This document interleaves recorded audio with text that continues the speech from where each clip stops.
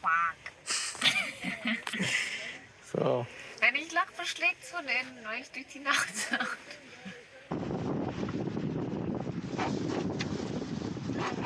Immer noch das Zeichen auf dem Ei ist. Nee, gell? Schon weg.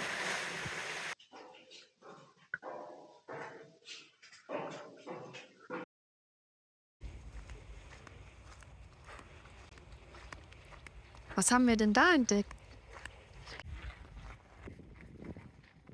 Ein Anti-Kack-Gadget. Spannend. Es scheint wirklich zu funktionieren oder zumindest zu amüsieren. Nach einer Nacht im ziemlich teuren Hafen wollten wir auch direkt weiter. Das Wetter passt und wir haben gerade eine richtig gute Routine für die Reise gefunden.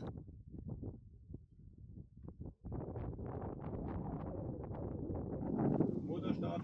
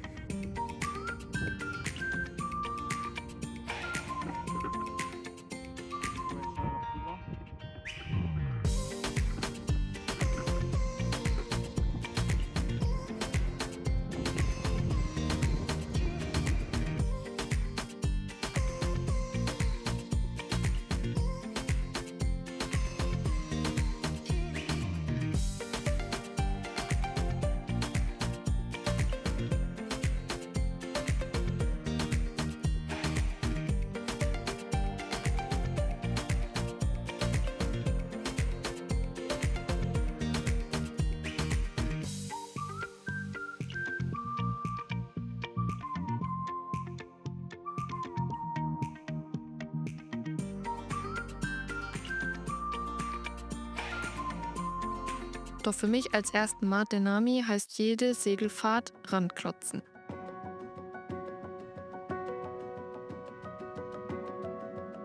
Vor jeder Wende bereite ich beide Segel vor, damit sie auf der anderen Seite schnellstmöglich wieder einsatzbereit sind.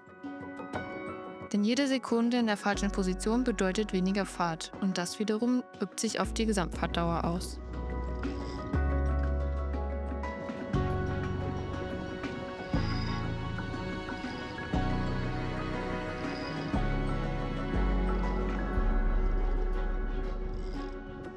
Sobald alles vorbereitet ist, warte ich auf das Signal vom Kapitän.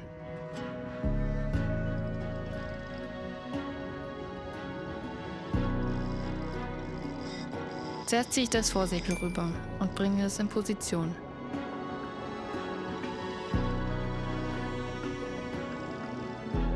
Danach kümmere ich mich um das Großsegel.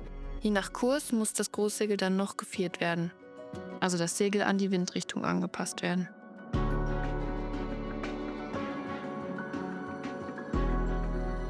Heute ist es ganz schön wackelig auf See. Die Wellen kommen schräg von der Seite, was den Kurs für uns eher unangenehm macht.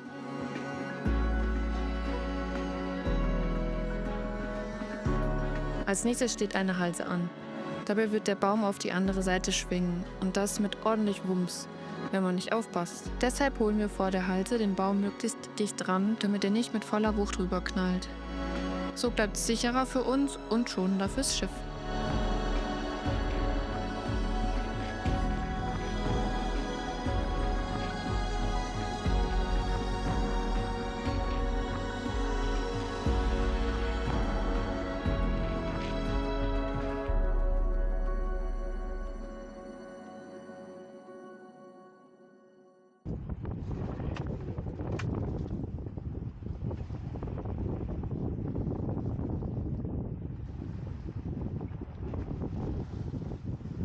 Auch wenn die Wellen nicht riesig sind, auf Dauer wird es schon unangenehm. Aber da müssen wir jetzt durch.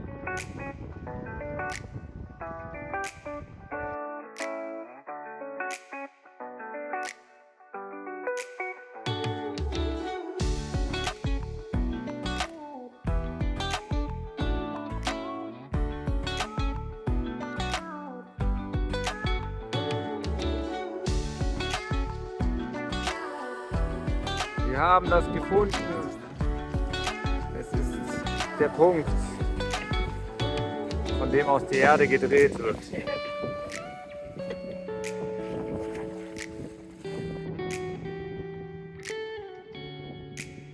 Wir probieren noch ein weiteres Manöver: Schmetterlingssegeln. Dabei stellt man die Segel in entgegengesetzte Richtung, perfekt für Wind von hinten.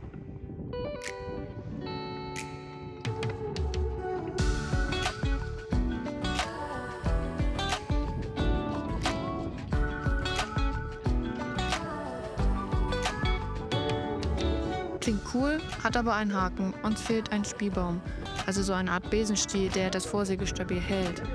Ohne den klappt das Segel bei jeder Welle zusammen. Schade.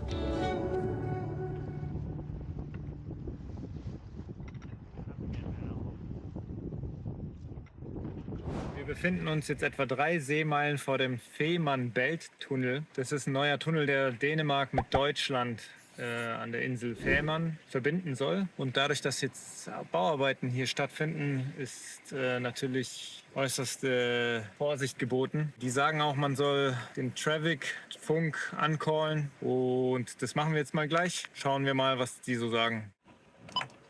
Fehmarn-Belt Traffic, hier spricht Nami.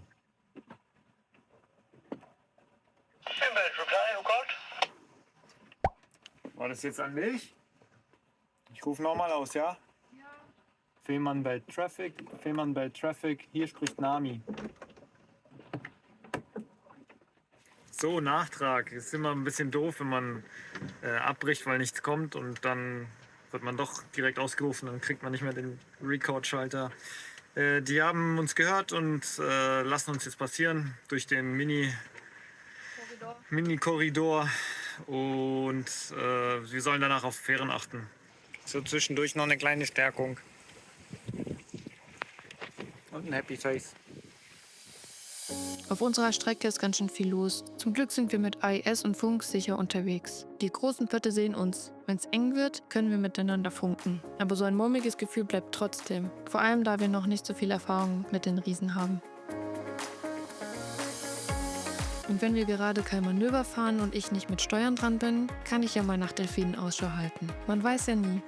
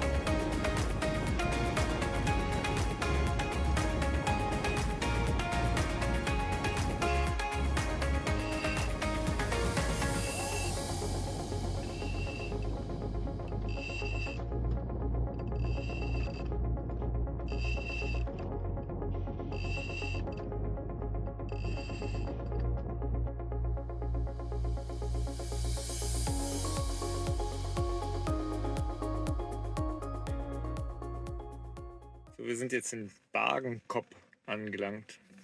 Das liegt auf dem Langeland. Gott, Dänisch ist für mich so eine witzige Sprache. Klingt so erfunden. Wir haben jetzt vor dem Hafen geankert. Letzte Nacht. Doro guckt jetzt, wie es mit dem Anker aussieht. Wir sind uns echt nicht sicher. Die Anker-App ist nicht so zuverlässig, wie wir gedacht haben.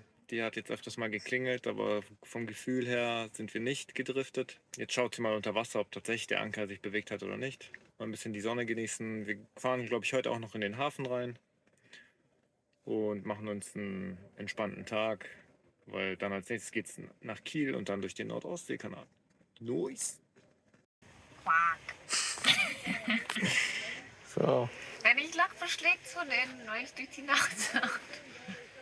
Jetzt sehe ich nichts mehr.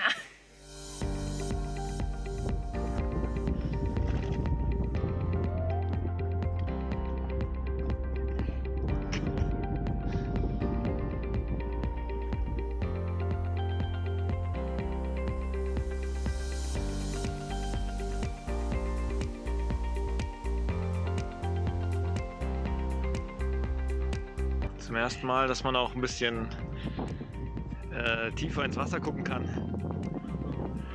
In den Häfen ist immer so viel Ablagerung. Doro ist immer noch am Suchen. Das Wasser ist nicht so klar. Ich glaube, die ersten 2 oder 3 Meter ja, aber dann wird's undurchsichtig. So, zurück auf dem Boot. Macht jetzt Full Equipment. Schnorchel, Taucherbrille, Flossen.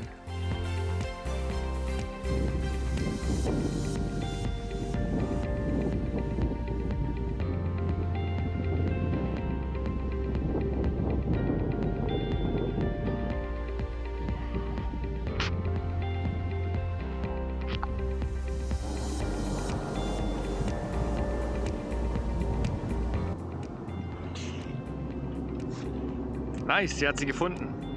Also sie hat den Anker gefunden. Ich habe den Anker gefunden.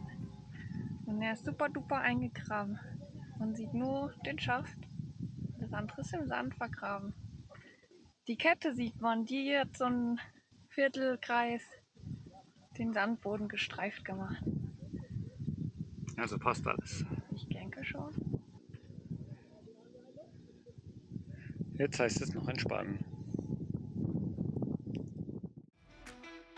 Leider war der Wind zur Weiterfahrt nicht optimal und zum Ankern zu gefährlich. Also haben wir uns entschieden, in den Hafen reinzufahren.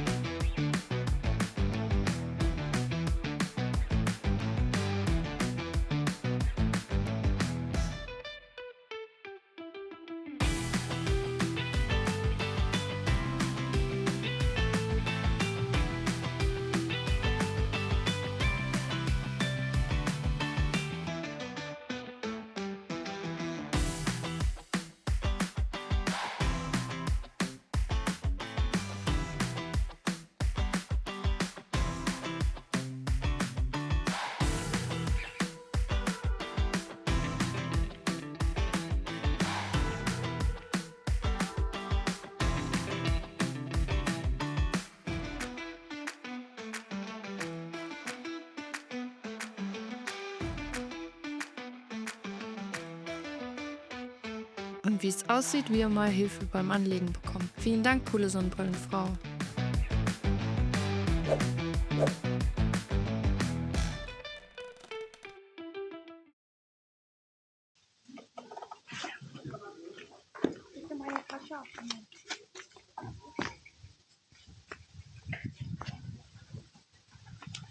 So, schauen wir uns mal die Stadt an oder das Dorf von Badenkop.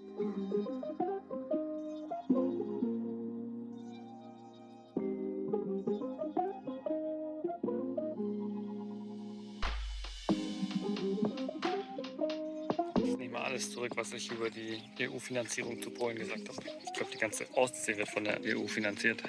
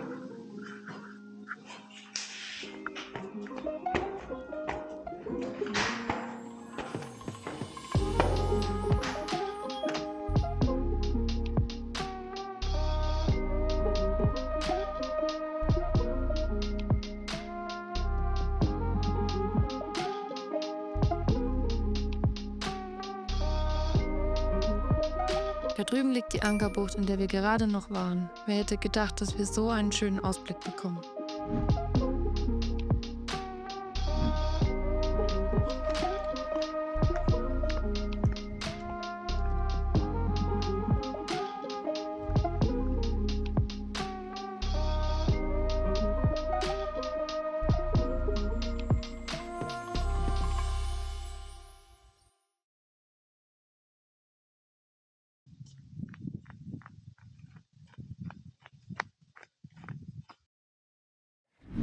So, wir befinden uns jetzt etwa 3 Meilen vom See, vom Fehmarntunnel. Toll. Oh, nicht funktioniert.